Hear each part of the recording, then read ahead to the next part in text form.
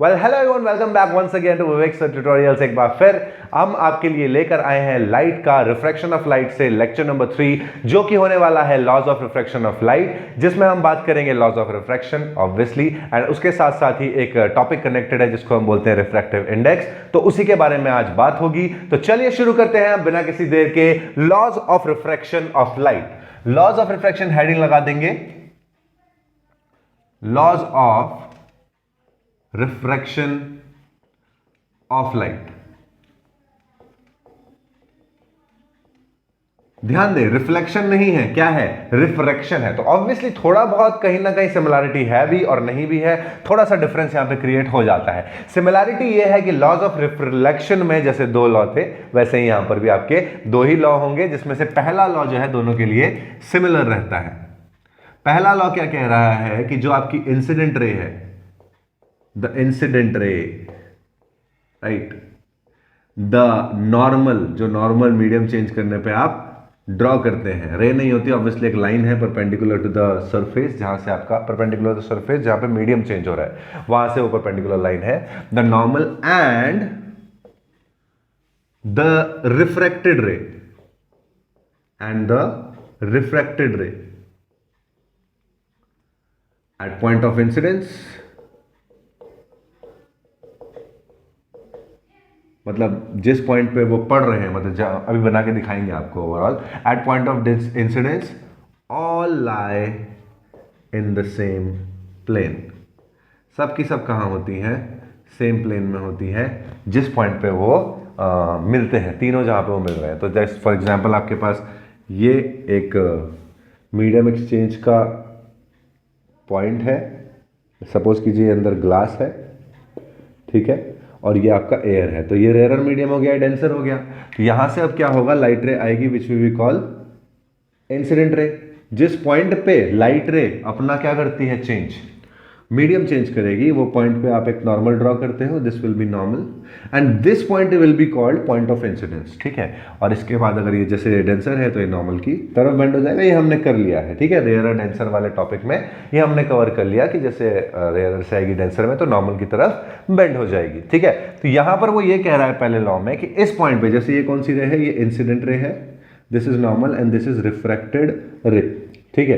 तो ये जो पॉइंट है, इस पॉइंट पे ये सेम प्लेन में होते हैं, एज इन ये प्लेन ऑफ पेपर में है, या फिर जो अभी मैं लिख रहा हूं ये प्लेन ऑफ बोर्ड है। तीन डायमेंशंस होते हैं ना, 1D 2D 3D। इसके बारे में मैंने आपको लॉज ऑफ रिफ्लेक्शन में ही ऑलरेडी समझाया है। अगर किसी को ये नहीं पता तो प्लीज जाके लॉज ऑफ रिफ्लेक्शन वाला लेक्चर देखिए, आपको वहां पे समझ आ जाएगा कि व्हाट आई वांट टू से, कि यहां पर ये सेम प्लेन में है, 3D में नहीं है। ऐसा नहीं है कोई लाइट जो है वो यहां से बोर्ड में से आके एकदम बाहर निकल रही है, ऐसे no, it's on the paper, और वहां पे अगर रिफ्लेक्ट भी हो रही है तो it's on the paper. Similarly it's on the board here, तो यहां पर भी वो इट्स ऑन द बोर्ड ही है, ठीक है ना। तो इस तरीके से आपका यहां पर फंक्शनिंग होती है। Now what I am saying is कि ये तो आपका पहला लॉ हो गया, ठीक है। यहीं पर आपके दो टर्म्स और आए थे, इफ यू रिमेंबर, इंसिडेंस का एंगल, एंगल ऑफ इंसिडेंस जिसको आप कहते हैं, कि नॉर्मल और इंसिडेंट रे के बीच का जो एंगल है उसे क्या बोला जाता है, angle of incidence. If you remember this, right, कि एंगल ऑफ इंसिडेंस क्या होता है, इंसिडेंट रे और नॉर्मल के बीच का एंगल। और एंगल ऑफ रिफ्रैक्शन क्या होता है, वैसे तो रिफ्लेक्शन था, यहां पे रिफ्रैक्शन हो जाएगा, नॉर्मल और रिफ्रैक्टेड रे के बीच का एंगल क्या हो जाएगा, एंगल ऑफ रिफ्रैक्शन, ठीक है बच्चा। तो ये आपके पास आ जाएगा। अच्छा, लॉ 2 जो है रिफ्लेक्शन का, वो कहता है कि एंगल आई और एंगल आर बराबर होते हैं, which is true for law of reflection, जहां लाइट बाउंस बैक कर रही है।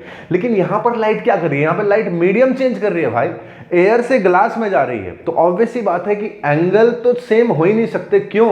मीडियम चेंज कर दिया, मीडियम चेंज कर दिया तो डायरेक्शन चेंज हो गई, क्योंकि स्पीड ऑफ लाइट मैंने पूरा एक्सप्लेन किया है, इससे पहले वाले से नहीं, फर्स्ट लेक्चर जो है उसमें पूरा एक्सप्लेन किया गया है किस तरह से क्यों लाइट अपनी डायरेक्शन को चेंज कर दी थी। वो डायरेक्शन डंडा घुमाया था ना, ऐसे ऐसे, याद होगा। तो उसके हिसाब से हमें पता है कि अगर मीडियम चेंज हो रहे हैं तो लाइट की डायरेक्शन भी चेंज होगी, जिसकी वजह से जो वो एंगल बना रहा है, that angle won't be same. इधर जो एंगल आई है ये तो कभी नहीं हो सकता, रिफ्रैक्शन में ये कभी नहीं होगा, ठीक है। लॉ के अकॉर्डिंग ये कभी भी पॉसिबल नहीं है कि एंगल आई और एंगल आर क्या हो जाए, बराबर हो जाए। अगर होंगे इसका मतलब दोनों मीडियम सेम है।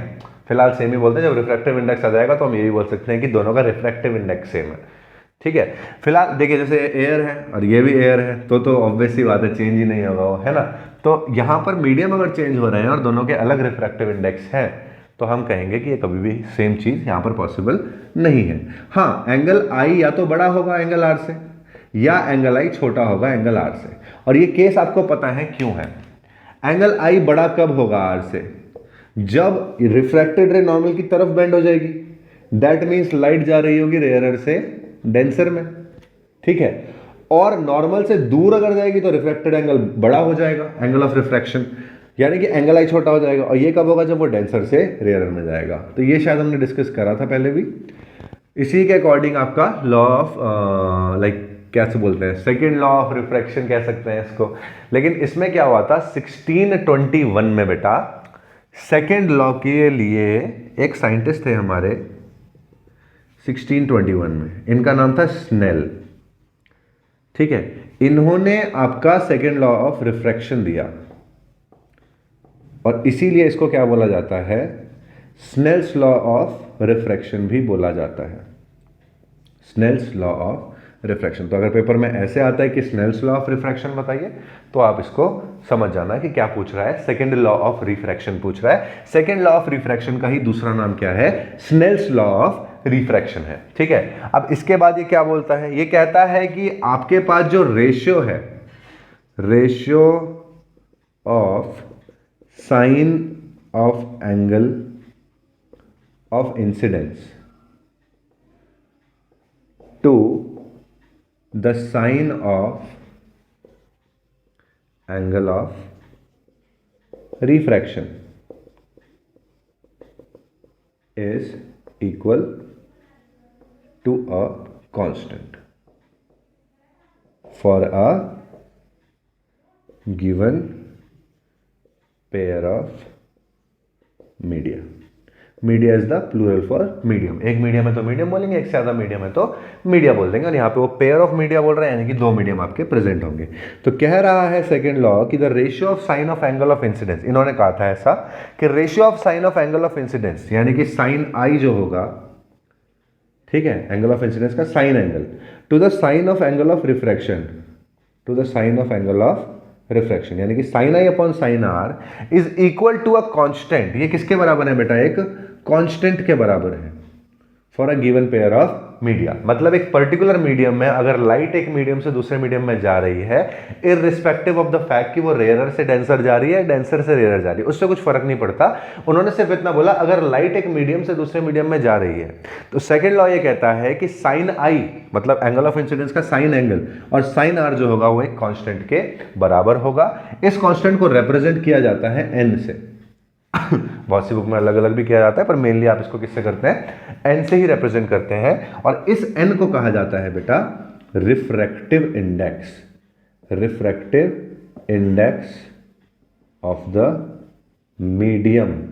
पूरा ही लिख देते हैं, refractive index of the medium where the light is going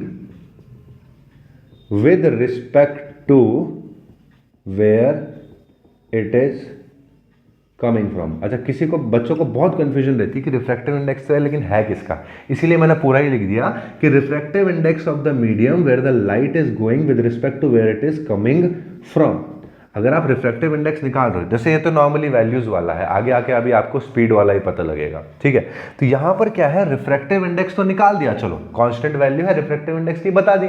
अब देखो कांस्टेंट वैल्यू का कोई यूनिट भी नहीं होता, यानी कि n का सिर्फ एक पर्टिकुलर डिजिट्स में वैल्यू होगी, उसकी कोई यूनिट नहीं होगी, ठीक है ना। क्योंकि ऊपर भी देखो एंगल है, नीचे भी एंगल है, तो कोई फर्क नहीं पड़ता। वहां पर क्या आ जाएगा आपके पास, यूनिटलेस क्वांटिटी आएगी, दैट मीन्स एक कांस्टेंट वैल्यू आ जाएगी, 1, 2, 1.5 ये सब आएगा। लेकिन रिफ्रैक्टिव इंडेक्स है किस चीज का?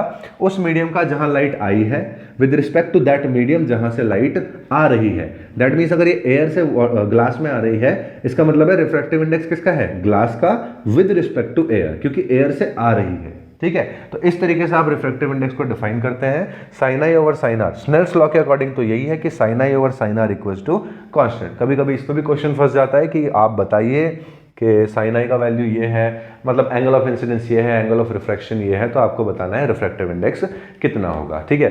लाइक आपको क्वेश्चन बता देते हैं, जैसे मान लीजिए आपको बोल दिया कि एंगल ऑफ इंसिडेंस की वैल्यू जो है वो 37 डिग्री है, ठीक है, और एंगल ऑफ रिफ्रैक्शन की जो वैल्यू है वो 53 डिग्री है।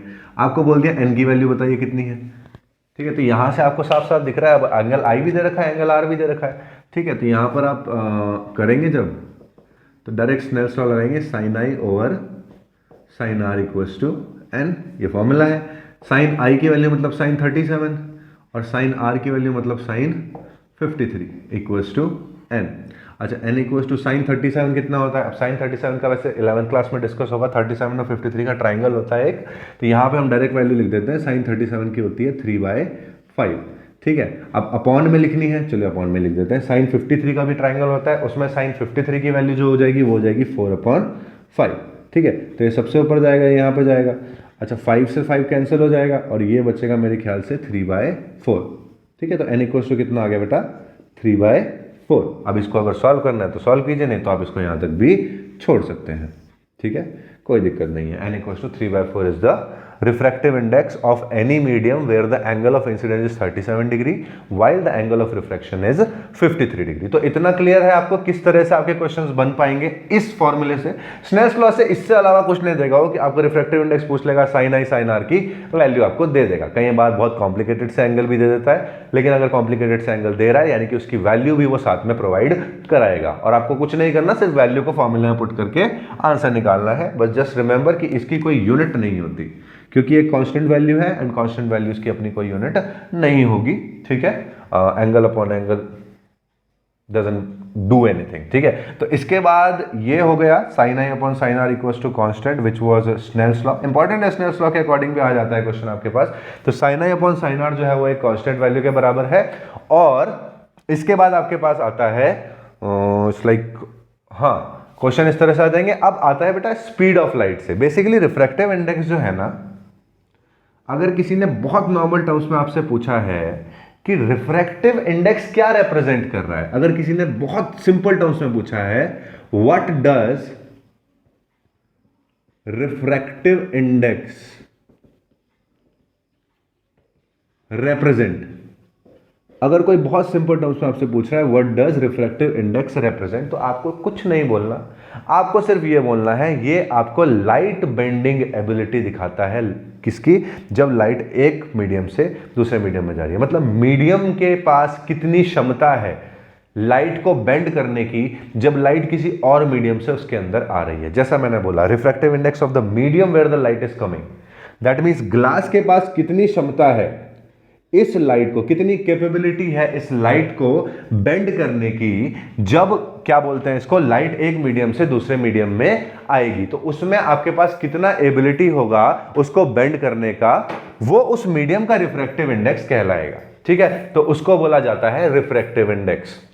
कोई भी मीडियम हो सकता है, ग्लास हो सकता है, वाटर हो सकता है।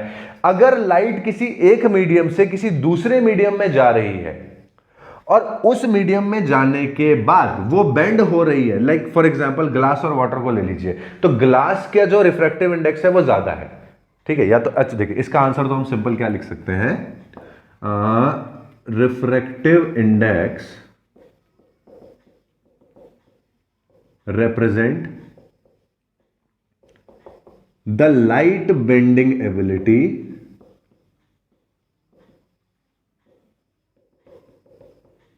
of the medium, ठीक है। उस मीडियम की लाइट को बेंड करने की कितनी क्षमता है वो बता देगा आपको रिफ्रैक्टिव इंडेक्स का वैल्यू, ठीक है। अब अगर मैंने जनरली आपसे पूछ लिया कि देखिए ग्लास का रिफ्रैक्टिव इंडेक्स इतना है और वाटर का रिफ्रैक्टिव इंडेक्स इतना है, मतलब ऑब्वियसली ग्लास का रिफ्रैक्टिव इंडेक्स की वैल्यू मैंने आपको ज्यादा दी है, लेट्स से 1.6 दी है, ठीक है, और वाटर की मैंने वहीं पे आपको 1.1 दे दी सपोज करें, मतलब एक की वैल्यू आपके पास क्या है, ज्यादा है, और एक की वैल्यू क्या है, कम है। तो उस चीज से आपको तुरंत कैच करना है, क्या कैच ये करना है कि रिफ्रैक्टिव इंडेक्स जो ज्यादा वैल्यू का है उसमें लाइट ज्यादा बेंड होगी, जिसकी वैल्यू ज्यादा रिफ्रैक्टिव इंडेक्स की वो उतनी ज्यादा लाइट को बेंड करेगा जब लाइट उसके अंदर आएगी, तो ठीक है ना।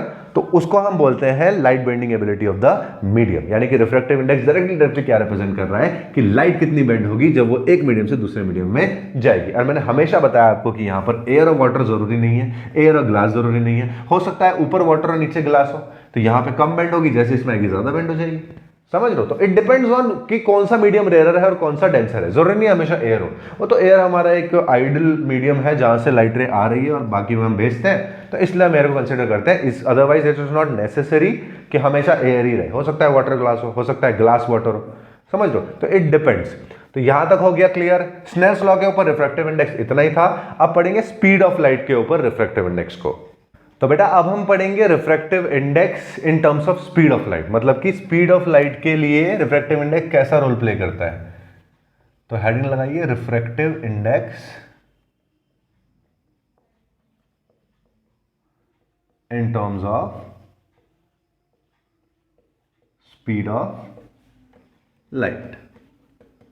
ठीक है, अब स्पीड ऑफ लाइट जो है, सबसे पहले तो एक वैल्यू आप अपने दिमाग में बिठा लीजिए बहुत अच्छे से, क्योंकि ये वैल्यू आपको पता होनी चाहिए। स्पीड ऑफ लाइट बेटा किसकी,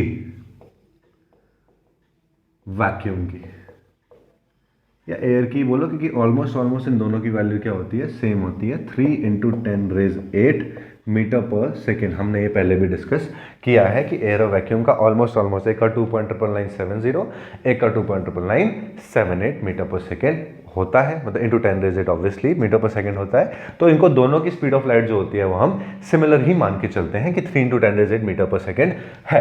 ठीक है, ये तो हो गया मतलब आज का ज्ञान कि ये आपको पता होना ही चाहिए। Speed of light in air क्या है, 3 × 10⁻8 मीटर पर सेकेंड है। वैक्यूम के लिए भी वही स्पीड ऑफ लाइट है, क्योंकि दोनों का ऑलमोस्ट सिमिलर ही होता है। खैर आगे बढ़ते हैं, refractive index in terms of speed of light. अच्छा, अब मैं आपको बताता हूं कि अगर रेयरर से डेंसर मीडियम में जा रही, जैसे हम मानते हैं कि हमने रेयरर मीडियम डिस्कस किया है, ठीक है। रेयरर मीडियम क्या होता है, रेयरर मीडियम वो होता है जहां पर स्पीड ऑफ लाइट ज्यादा होती है। ज्यादा क्यों होती है, क्योंकि वहां पर पार्टिकल्स जो हैं वो थोड़े से लूजली पैक होते हैं। तो लाइट के पार्टिकल्स जब आते हैं उस मीडियम के अंदर, तो पार्टिकल्स जगह पहले से ही होती है तो आराम से निकल जाते हैं आगे। ठीक है, तो आराम से निकलने का मतलब यह है कि उनको कोई रोकता टोकता नहीं। अरे खाली रोड होती है जब, तो खाली रोड में आप बाइक भगाते हो पूरी तेज, क्यों, क्योंकि वहां पर कोई है नहीं, आपको स्पेस मिल गया है बाइक को भगाने के लिए। सेम रेयरर मीडियम में भी होता है। रेयरर मीडियम में होता यह है कि पार्टिकल्स दूर दूर रहते हैं थोड़े से, तो स्पीड ऑफ लाइट जब लाइट आती है तो किसी पार्टिकल पे वो कोलाइड नहीं करती, मतलब कि वो टकराती नहीं है, तो उसको स्पेस मिल जाता है मूव करने का, और वो ऑलमोस्ट उसी स्पीड से चली जाती है जिस स्पीड से वो मीडियम में आई थी। ठीक है, लेकिन डेंसर में इसका उल्टा हो जाता है। डेंसर में क्या होता है, उसका नाम ही डेंस है, मतलब घना, यानी कि पार्टिकल्स जो है वो बहुत ज्यादा क्लोजली पैक होंगे। ठीक है, और क्लोजली पैक होने का मतलब यह है कि लाइट को रास्ता नहीं मिलेगा। सेम एज अगर जब ट्रैफिक ज्यादा हो, जैम हो जाए, ठीक है, बहुत सारा गाड़ी आगे पीछे है आपके, तब थोड़ी आप उसको भगाओगे 50 60 70 80, ऐसे तो नहीं भगाओगे। फिर तो धीरे धीरे क्लच दबेगा, आराम आराम से ब्रेक लगेंगे, तब जाके आप आगे चलेंगे, है ना। तो बस यहां पर भी वही है कि डेंसर मीडियम में पार्टिकल्स बहुत ज्यादा क्लोज होते हैं, जिसकी वजह से होता यह है कि लाइट के बहुत सारे पार्टिकल्स उन पार्टिकल्स से कोलाइड कर जाते हैं, जिसकी वजह से उसकी स्पीड धीरे हो जाती है। ठीक है, यानी कि डेंसर में स्पीड ऑफ लाइट कम इस वजह से होती है क्योंकि कोलिजन होता है, और रेयरर में इसलिए नहीं होती स्पीड ऑफ लाइट कम क्योंकि कोलिजन नहीं होता, because they have spaces between them which allow light to pass straight से मेरा मतलब है द सेम स्पीड। ठीक है ना, तो यहां पर यही है कि रेयरर से जब डेंसर में जाते हैं ना बेटा, तो स्पीड ऑफ लाइट चेंज होती है, यानी कि एक मीडियम से जब दूसरे मीडियम में जा रहे हैं, डेंसर से रेयरर में चले जाओ तो भी स्पीड ऑफ लाइट चेंज होगी, बस यहाँ स्पीड ऑफ लाइट कम होगी, डेंसर से रेयरर में जाएगा तो ज़्यादा हो जाएगी। तो अगर आपके पास ऊपर रेयरर मीडियम है और नीचे डेंसर मीडियम है, तो बेसिकली क्या है ये, इधर स्पीड ऑफ लाइट, अगर लाइट इधर आई है, नॉर्मल बना है, इधर गया है, ठीक है, तो यहाँ पर जो स्पीड ऑफ लाइट होगी वो होगी ज़्यादा, is high, speed of light is high.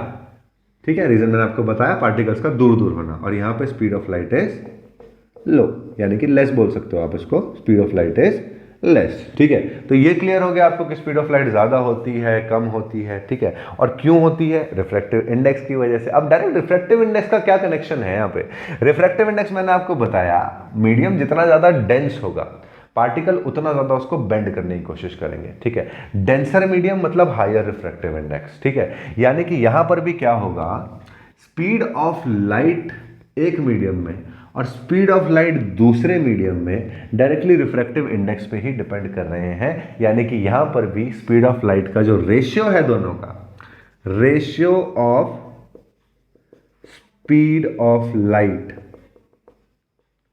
in between two mediums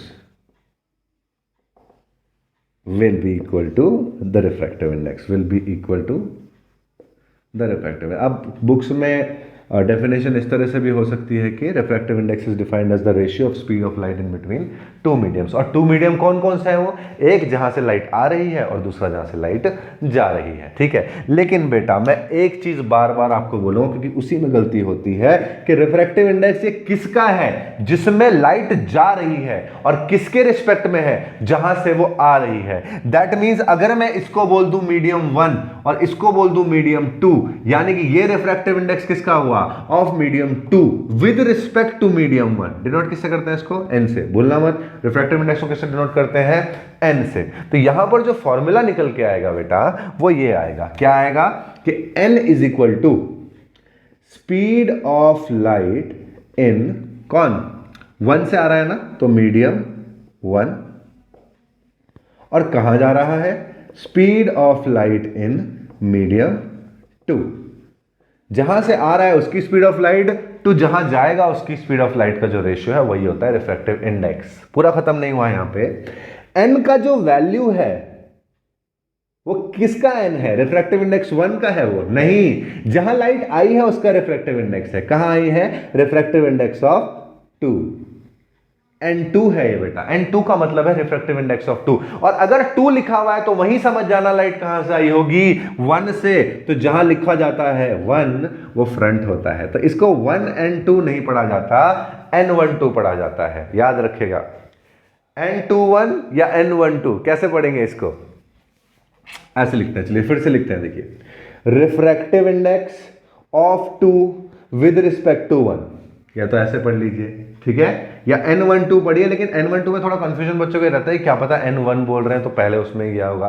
तो एक काम करिए, एक ही मेथड से समझिए इसको। फिर से लिखते हैं हम इसको, फिर से लिखें। हमें बताना है रिफ्रैक्टिव इंडेक्स जहां लाइट गई है, ठीक है। क्या होगा? रिफ्रैक्टिव इंडेक्स जहां लाइट गई है 2 पे गई है। किसके रिस्पेक्ट में गई है? 1 पे गई है। तो इसे बोलते हैं n21। 1n2 नहीं बोलेंगे, क्या बोलेंगे? n21। 1n2 तो बिल्कुल ही गलत हो गया। यहां पे क्या बोला जाएगा? n21। रिपीट कीजिए मेरे साथ, n21 5 times. n21 n21 n21, 4 हो गए ना, n21 5 हो गए, ठीक है। तो basically refractive index of second medium जहां लाइट गई है with respect to first medium जहां से लाइट आ रही है वो होगा रिफ्रैक्टिव इंडेक्स। और डिफाइन कैसे है? डेफिनेशन क्या है? स्पीड ऑफ लाइट जहां से वो आ रही है उसकी, और स्पीड ऑफ लाइट जहां वो पहुंच रही है उसकी, ठीक है। अब रटने की जरूरत नहीं है कि यहां 2 है तो यहां 1 आएगा, यहां 1 है तो नीचे आएगा 2। नहीं बेटा, ऐसा नहीं। मतलब ऐसा नहीं करना कि पहले 1 लिख दिया तो speed of light in medium 1 हो गया, या 1 पहले है तो ऊपर भी 1 ही लिखा, 2 बाद में है तो 2 बाद में। नहीं नहीं नहीं नहीं, no no no no no, not like this. रटना नहीं है बिल्कुल भी। समझ जाओ इस बात को। क्या करना है? रिफ्रैक्टिव इंडेक्स ऑफ सेकंड, दोनों को अलग अलग लेते हैं ना यार, दोनों को अलग अलग लेते हैं। हमें डेफिनेशन पता है बहुत अच्छे से। Ratio of speed of light in between two mediums will be equal to the refractive index. Simple as that. Speed of light का एक मीडियम से आना और दूसरे में चले जाना, यानी कि स्पीड ऑफ लाइट की एक मीडियम में स्पीड और दूसरे में speed. Speed of light in medium 1 जहां से वो आ रहा है, कहां से? ये देखो ना, ऐसे था, यहां से आ रहा था मीडियम 1 से। इसमें स्पीड ऑफ लाइट कितनी है? लेट्स सपोज v1 है, मान लिया v1 है। v1 is the speed of light in medium 1, और दूसरे में वो जा रहा है v2 स्पीड से, यानी कि speed of light in medium 2 कितनी है? v2। तो यहां पर इसकी जगह क्या v1 आ सकता है? ऑब्वियसली आ सकता है। इसकी जगह v2 भी आ सकता है। ये इस तरफ का डेफिनेशन हो गया। हमें रिफ्रैक्टिव इंडेक्स बताना है, किसका निकाल रहे हैं? जहां लाइट जा रही है। Refractive index of medium 2 n2। इसको यहां कभी कभी ऐसे भी रहता है, समझ जाना कि कहां है n2, मतलब रिफ्रैक्टिव इंडेक्स ऑफ मीडियम 2 निकाल रहे हैं। वो तो किसकी रिस्पेक्ट में निकाल रहे हैं वो पहले लिखते हैं। समझे आप बात को? मान लो यहां 1 नहीं होता, मान लो यहां पे होता एयर और यहां होता वाटर। अच्छा, अब देखना, आप सिंबल आते हैं। देखो सिंबल कैसा है। इसको तो मैं v1 अपॉन v2 ही लिखूंगा, क्योंकि स्पीड ऑफ लाइट v1 मान ली, इसकी मान ली v2। यहां क्या है? यहां पे n सेकंड मीडियम कौन सा आ गया? वाटर। तो यहां w आएगा बेटा 2 की जगह। ध्यान रखो, a नहीं आएगा, w आएगा। क्यों? क्योंकि लाइट जो है वो कहां गई है? w में गई है, इसलिए nw आएगा। और किसकी रिस्पेक्ट में? जहां से वो आ रही है। कहां से आ रही है? a से। तो क्या हो जाएगा? a and do I'm sorry, a and do नहीं, a and w। ठीक है, बड़े डब्ल्यू के नीचे 10 करोड़ रुपए हैं, इस डब्ल्यू के नीचे क्या है, रिफ्रैक्टिव इंडेक्स निकाल रहे हो, A N W equal to V1 upon V2। Clear हो गया, A N W equal to क्या हो जाएगा, V1 अपॉन V2 बेटा। Got it. अच्छा यहीं पर एक और चीज करें, मान लीजिए कि हमने ऊपर रख दिया वाटर और नीचे रख दिया एयर। अब क्या होगा, लाइट बेंड होगी, वो हमें पता है यार, अवे होगी, ये सब हमने पढ़ लिया ना, हम नया पढ़ रहे हैं। वाटर से एयर में जा रहा है, अब कहां जा रही है लाइट, अब लाइट एयर में जा रही है बेटा, तो रिफ्रैक्टिव इंडेक्स किसका आएगा, एयर का आएगा या वाटर का आएगा, जहां जा रहे हैं वो आता है इधर, रिफ्रैक्टिव इंडेक्स ऑफ एयर कहां से आ रहा है, वाटर से, तो WNA हो जाएगा। और फॉर्मूले का क्या, इधर क्या है वेलोसिटी V1, इधर क्या है V2, है ना, तो यहां पर क्या हो जाएगा V1 अपॉन V2। नहीं, एयर की वेलोसिटी अगर आपने 1 ही मानी है, मान लो ना एयर की, चलो ऐसे मानते हैं, चलो सिंपल कर देते हैं पहले, अभी ठीक है, V1 अपॉन V2 भी ठीक रहेगा। तो यहाँ पर ANW भी V1 अपॉन V2, WNA भी V1 अपॉन V2 है तो सही, क्योंकि ये अलग अलग सिचुएशंस है, ये सिचुएशन 1 है, ये सिचुएशन 2 है, ठीक है, ये अलग अलग सिचुएशंस है। इसमें एक बड़ी मजेदार बात आती है, ये तो कर दिया चलो ANW V1 अपॉन V2, ये दोनों एक नहीं है, ये अलग अलग सिचुएशन है, ठीक है, ये मान लो ये अलग अलग, ये 1 है, ये 2 है। आपसे पूछ लेगा कि refractive index of water with respect to air आपको दे रखा है, refractive index of water with respect to air, यानी कि वाटर में जा रहा है एयर से, तो वो आपको दे रखा है। आपको पूछ लेगा refractive index of air with respect to water बता दो, यानी कि अगर वापसी में लाइट को घुमा दिया जाए, मतलब ये चीज ना जैसे हमने यहां करी, अभी मान लो इसको, चलो ये अलग अलग केस है, अलग ही करते हैं, इसको लिखते हैं, इधर लिख देते हैं, ये तीसरा केस है, ठीक है। वो आपसे पूछ रहा है, ये दे रखा है, इट्स लाइक ये है आपका एयर और ये है आपका वाटर, ये आपको दे रखा है बेटा, ठीक है, ये प्रोवाइडेड है, ठीक है। तो आपको वो बोल रहा है कि refractive index of water with respect to air is 1.33, it is given.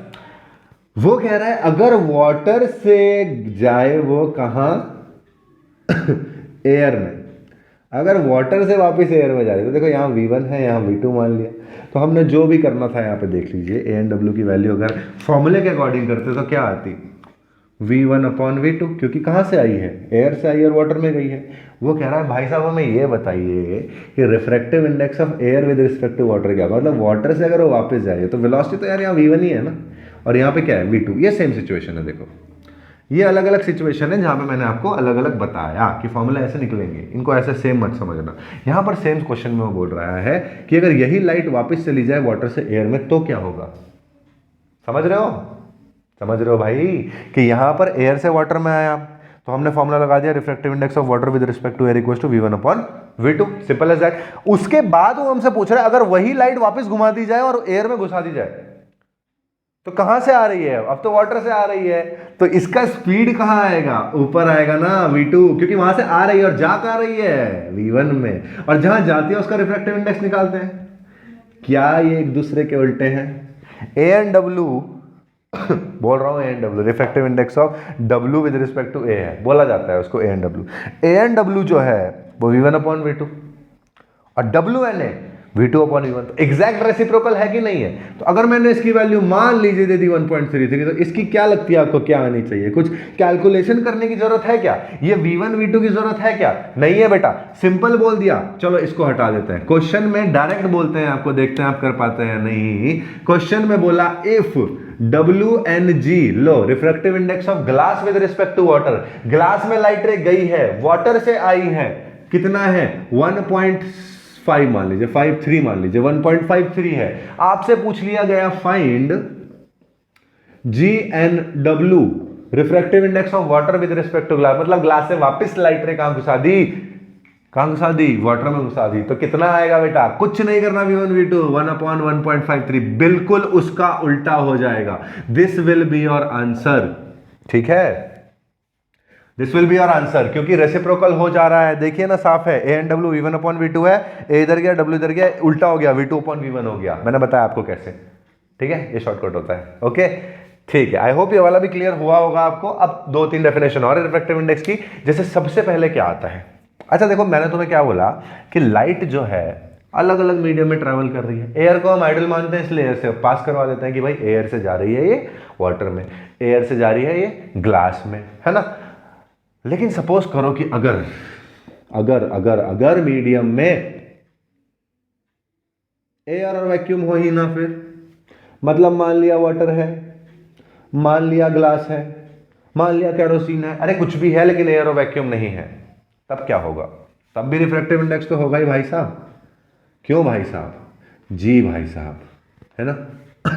तो एयर और वैक्यूम तो होगा ही होगा, सॉरी रिफ्रैक्टिव इंडेक्स तो होगा ही होगा, चाहे एयर और वैक्यूम हो ना हो।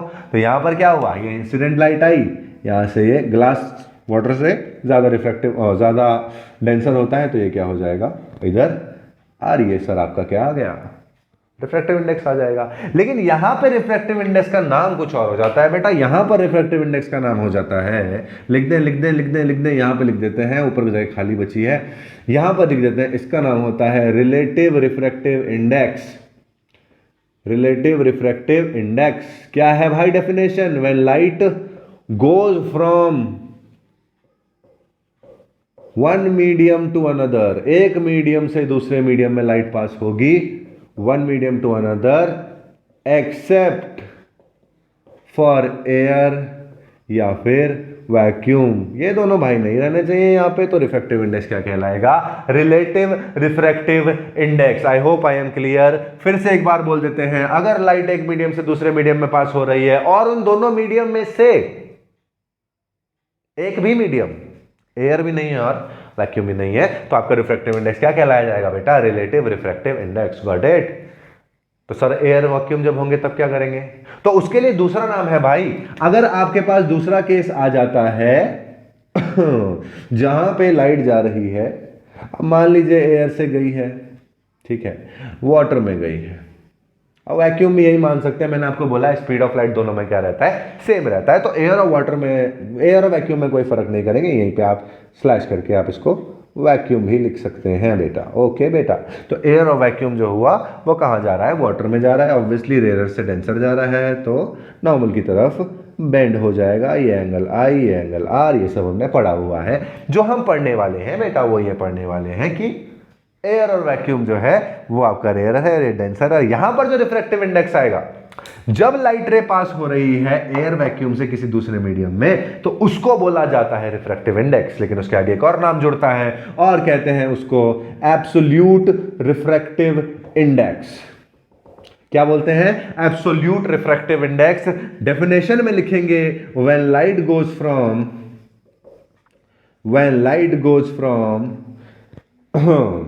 एयर या फिर वैक्यूम स्लैश करके vacuum to another medium, then R I is called, अच्छा लिखा है, then R I is called absolute refractive index. Clear हुआ ये? क्लियर हुआ ये? पक्का? रिलेटिव रिफ्रैक्टिव इंडेक्स जो है बेटा वो क्या है? जब लाइट जाती है एक मीडियम से दूसरे मीडियम में, दोनों में से एक भी मीडियम क्या नहीं होना चाहिए? एयर है, वैक्यूम नहीं होना चाहिए। और दूसरा एब्सोल्यूट रिफ्रैक्टिव इंडेक्स क्या होता है? जहां पर लाइट जा रही है एयर से वाटर की तरफ, यानी कि मीडियम जो है वो कहां है? एयर वैक्यूम प्रेजेंट है, तो वहां से एयर वैक्यूम से वो किसी और मीडियम में जा रही है, तो रिफ्रैक्टिव इंडेक्स क्या कहा जाएगा? Absolute refractive index. क्या कहा जाएगा? एब्सोल्यूट रिफ्रैक्टिव इंडेक्स कहा जाएगा बेटा। Got it? I hope you better got it, क्योंकि यहां के बाद हम न्यूमेरिकल करेंगे एंड आई नो कि आपको समझ आ जाएगा अब कि किस तरीके से न्यूमेरिकल सॉल्व करने हैं। ठीक है, इतने हार्ड एंड टफ न्यूमेरिकल्स तो होते नहीं है रिफ्रैक्टिव इंडेक्स के, तो सिंपल एक आधा न्यूमेरिकल करते हैं और आगे बढ़ते हैं। ठीक है। एक और चीज़ है, हाँ, डिपेंडेंसी किस किस पे होती है? तो रिफ्रैक्टिव इंडेक्स का डिपेंडेंसी वैसे तो क्या लिखें, रिफ्रैक्टिव इंडेक्स डिपेंड्स ऑन, किस किस पे डिपेंड करता है? बहुत मतलब क्या बताऊं मैं, मतलब ये बताऊं कि ये क्वेश्चन बहुत रेयरली आएगा, अगर आएगा तो, लेकिन अगर आ गया तो इसमें आंसर्स जो लिखने हैं वो क्या क्या लिखना है? सबसे पहले तो रिफ्रैक्टिव इंडेक्स किस पे डिपेंड कर रहा है भाई साहब? की नेचर ऑफ मटेरियल क्या है? नेचर ऑफ मटेरियल क्या है? मतलब अगर ग्लास है तो कितना रिफ्रैक्टिव इंडेक्स होगा? और भाई साहब आपका कौन सा ग्लास है उस पर भी डिपेंड कर जाता है कभी कभार तो, ठीक है। और कोई मटेरियल है उसका रिफ्रैक्टिव इंडेक्स है, वाटर है उसका रिफ्रैक्टिव इंडेक्स अलग है। तो जिस मटेरियल से बन रहा है ऑब्जेक्ट उसका नेचर कैसा है, तो नेचर ऑफ मटेरियल जो है वो बहुत इंपॉर्टेंट रोल प्ले करता है इसमें। दूसरा वेवलेंथ ऑफ लाइट, जो लाइट उससे पास होके जाएगी उसकी वेवलेंथ ज़्यादा है या कम है। वेवलेंथ ऑफ लाइट मतलब वेवलेंथ समझते हैं ना आप, जो बिना फैले बहुत दूर तक जाए। अरे लेजर लाइट मारते हैं दीवार पे, लाल लाल हरी हरी, उनकी वेवलेंथ बहुत ज्यादा होती है, वो बिना फैले एकदम डॉट पिन पॉइंट डॉट बनाती है, राइट। वायलेट कलर की देखी है कभी आपने, वायलेट की, इंडिगो ब्लू, नहीं होती बेटा जल्दी से, ठीक है। क्यों? क्योंकि वो फैल जाती है वहीं पर, समझ रहे हो, क्योंकि उनका फ्रीक्वेंसी जो है वो क्या है, ज्यादा है, जिसकी वजह से वो ऐसा स्कैटर हो जाता है। तो आप कह सकते हैं कि वेवलेंथ, देखो अब जैसे यहां जाएगा, मान लीजिए पहुंचने से पहले ही फैल गया या अंदर जाते ही फैल गया, तो क्या फायदा उसका, वो बेंड थोड़ी होगा फिर, वो तो फैल जाएगा ना, है ना, वहीं पे स्कैटर हो जाएगा वो। यानी कि जितनी वेवलेंथ ज्यादा होगी रिफ्रैक्टिव इंडेक्स उतना ही, मतलब वेवलेंथ डिक्रीज करने पे रिफ्रैक्टिव इंडेक्स भी नीचे जाएगा, वेवलेंथ ऊपर करोगे रिफ्रैक्टिव इंडेक्स भी ऊपर जाएगा, ठीक है। तो वेवलेंथ पे भी डिपेंड करता है। दूसरा तीसरा जो है वो क्या है बेटा आपके पास, temperature, obviously temperature, temperature of the medium, कोई सा भी मीडियम हो, टेम्परेचर होगा तो क्या होगा, अगर किसी चीज़ को आप गर्म करो, मतलब अगर मैं 3-4 बच्चे लूँ और ऐसे कोयले पे बिठा दूँ, उछलेंगे ना वो, बंदरों की तरह उछलेंगे। तो वहाँ पर होगा क्या कि यहाँ पर भी ऐसे होता है, किसी भी पार्टिकल को जब आप हीट करते हो तो उसके पार्टिकल शैटर होने लग जाते हैं। किसी भी पार्टिकल को हीट कर, किसी भी ऑब्जेक्ट को जब आप हीट करते हो तो उसके पार्टिकल शैटर होने लग जाते हैं इधर उधर इधर उधर। तो वहाँ पर क्या होगा, स्पेस बनाने लग जाएंगे, वो भागने लग जाएंगे इधर उधर, जिसकी वजह से उनका जो स्पेस है वो ज़्यादा होगा, स्पीड ऑफ लाइट ज़्यादा होगी। स्पीड ऑफ लाइट ज़्यादा होगी तो रिफ्रैक्टिव इंडेक्स कम हो जाएगा। रेयर मीडियम में स्पीड ऑफ लाइट ज़्यादा होती है ना, उसका रिफ्रैक्टिव इंडेक्स कम होगा, समझाया ना मैंने अभी आपको। तो यहां पर भी क्या होगा, refractive index decreases on increasing temperature. Got it? अरे गॉट इट बच्चे, हाँ I guess you got it. तो ये बहुत मुश्किल है क्या है, पर स्टिल आ सकता है, क्या कर सकते हैं ना, तो लिखना तो पड़ेगा ही। तो उसके बाद आपके पास अब आता है, लेट्स से अब क्या रह गया भाई, रिलेटिव हो गया, एब्सोल्यूट हो गया, डिपेंडेंसी हो गई। एक क्वेश्चन कर लेते हैं चुपचाप से, लिखिए what is the speed of light in medium, what is the speed of light in medium when light is coming from, कहाँ से लाए भाई, एयर से ले आए, from air having, no no no no no no no no no, what is the speed of light in medium when light is coming from air and RI of medium आपको दे रखा है बेटा, जिसमें light जा रही है बेटा, वो है बेटा 1.5 बेटा। ओके बेटा, आंसर कीजिए, तब तक मैं रफ करता हूँ, फटाफट कर दीजिए, इतना तो आपको सोचने की जरूरत भी नहीं पड़नी चाहिए। करो करो करो, हो गया बेटा, हो गया बेटा, हो गया बेटा, हमारा तो हो गया, हमारा रफ।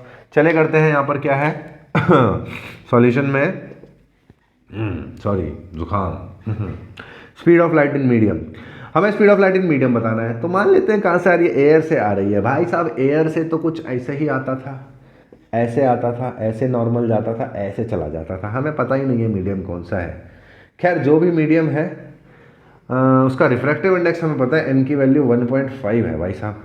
ओके भाई साहब, यहाँ पे हमें एक रिलेशन याद आ रहा है स्पीड ऑफ लाइट का भाई साहब। तो एन इक्वल्स टू क्या हो जाता है, speed of light in medium 1, कहाँ से आ रही है, एयर से, तो मीडियम 1 कौन सा हो गया, एयर, अपॉन कहाँ जा रही है, speed of light in medium 2। तो लेट्स से हमें पता ही नहीं है मीडियम कौन सा है, तो speed of light in medium ही मान लेते हैं, जो कि हमें चाहिए। ये चाहिए, इसे इधर कर देते हैं, let's suppose this is V2, क्योंकि V1 तो ऊपर है। अच्छा तो ये V2 ये हो जाएगा V1 upon n, right. V1 मतलब speed of light in medium 1।